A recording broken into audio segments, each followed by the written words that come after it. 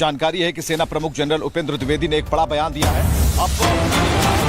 समझने की कोशिश कीजिए, ऑपरेशन सिंदूर के दूसरे चरण की तरफ हम बढ़ते जा रहे हैं। ऑपरेशन सिंदूर 2.0 और ज्यादा घातक होगा, यह सेना प्रमुख ने कहा है। आप समझिए कि कल हमने प्रधानमंत्री के उस बयान का जिक्र किया था, उस बॉडी लैंग्वेज का जिक्र किया था और उससे हमने मिलान किया था ऑपरेशन सिंदूर के उस बयान से कि प्रधानमंत्री का जो सख्त लहजा है वो क्या कह रहा है। लेकिन इस वक्त अगर आप जोड़ेंगे कि सेना प्रमुख जनरल उपेंद्र द्विवेदी ने एक जो बड़ा बयान दिया है जिसमें ऑपरेशन सिंदूर के दूसरे चरण की वो बात कह रहे हैं और वो कह रहे हैं कि इसकी तरफ हम बढ़ते जा रहे हैं, यानी कि can say that we could means we were very much empowered as far as Sindoor 1.0 is concerned. We have learnt our lessons. Therefore, whether it's Sindoor 2.0 or any other battle thereafter, we are looking at in a big way. जानकारी है कि सेना जिस आग का खदशा था, जिस आग का डर था, वो आग नाज़रीन आज हम सब के घरों पर पहुंच चुकी है। वो आग आज पाकिस्तान की अशराफिया तक नाज़रीन पहुंच चुकी है। जैसे वो शायर ने कहा है, गर मस्त करे तो मस्ती है, पस्त करे तो पस्ती है, इस हाथ करो इस हाथ मिले, यहाँ सौदा दस्त बस्ती है।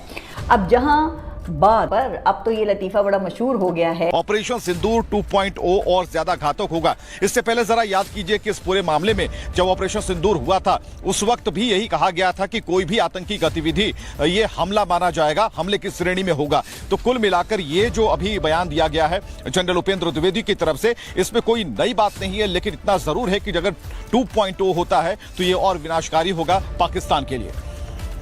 और मई में भारत को मार जाहिर है, भारत की सिचुएशन अंडरस्टैंडेबल है, बट उसकी भारत के जो ओछे हथकंडे हैं उसका सिलसिला जारी है। के लिए सबसे पहले तो जाहिर है मामला ऑपरेशन, पहले तो उन्होंने पहलगाम में इल्जाम लगाए, पाकिस्तान पे सबूत पेश नहीं किए, फिर जी ऑपरेशन सिंदूर और कहाँ जी भड़के करते करते मामला अब एजाज मल्ला पर आ गया है।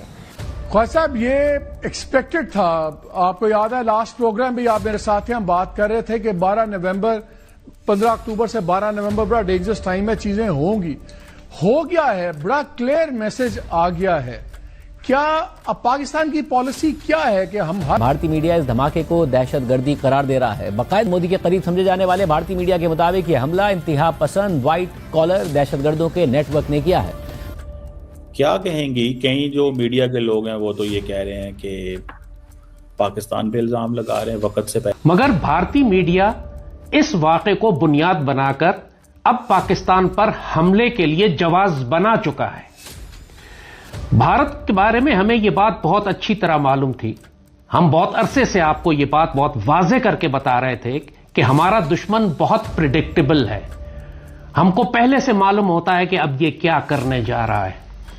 इसका एक ही पैटर्न है कि जब यह पाकिस्तान पर हमला करना चाहता है तो उससे पहले यह बहुत अरसा पहले यह जंगी एक्सरसाइजेस शुरू कर देता है, अपनी फौजी तैयारियां शुरू कर देता है अपनी, और फिर ये कोई ऑपरेशन करते हैं, कोई पाकिस्तान पर एक हाई इंटेंसिटी कॉन्फ्लिक्ट, एक जंग मुसल्लत कर देते हैं, चाहे वो सर्जिकल स्ट्राइक हो, चाहे वो मई की तरह का थोड़ा सा एक्सपेंडेड ऑपरेशन हो, या अब जो जंग आ रही है कि वसी पैमाने पर एक कन्वेंशनल जंग जिसमें ये पाकिस्तान के इलाकों पर कब्जा करने की कोशिश करेंगे। देखिए, खबरें बहुत सारी है, लेकिन हकीकत बात यह नाज़रीन का आज इस्लामाबाद के अंदर हर शख्स खौफज़दा है, डर में, लोगों के चेहरों के ऊपर परेशानी नजर आती है। मैं जब लेकिन गलियों से होकर गुजरता, चूंकि मुझे डर लग रहा था ना, मैं खौफ में था कि भाई कहीं मैन शारा के ऊपर फिर धमाका ना हो जाए। और जब इससे पहले नाज़रीन दहशतगर्दी के बारे में बातचीत बलोचिस्तान में और खैबर पख्तूनख्वा में हो रही थी, आज वो आपके कैपिटल में इस्लामाबाद में आपने धूम करके धमाके की आवाज सुनी है। इमेजिन करें, अल्लाह ना करे नाज़रीन, मेरे मुंह में खाक, अल्लाह ना करे, इमेजिन करें एक लम्हे के लिए कि अगर थोड़ा सा भी नाज़रीन चीजें आगे पीछे हो जाती है।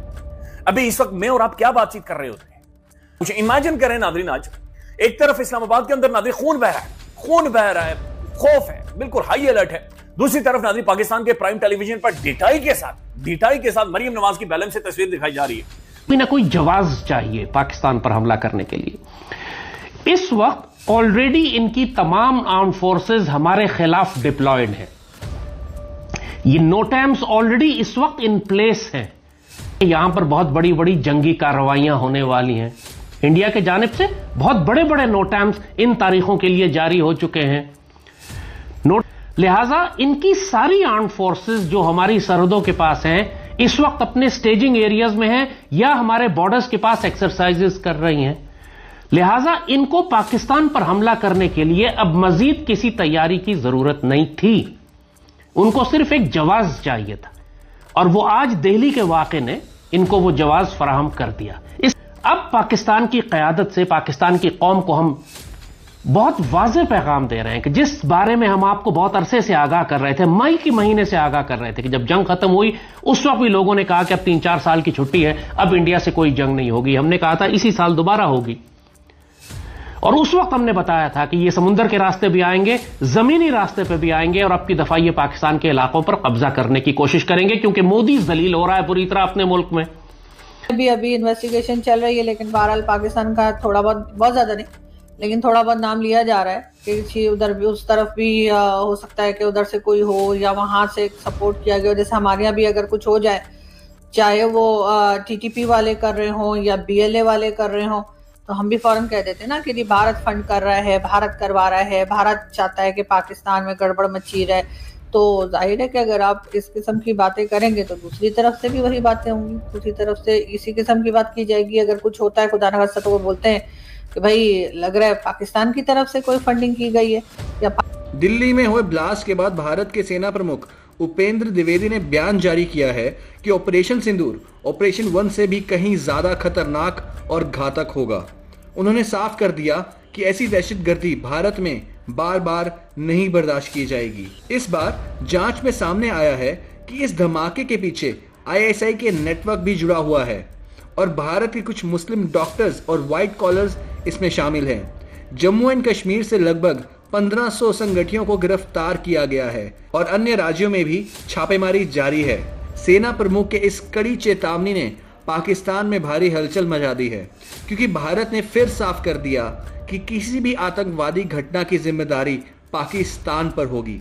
पाकिस्तान को यह समझ लेना चाहिए कि दुनिया में आतंकवादी घटनाओं का मुख्य स्रोत वही है।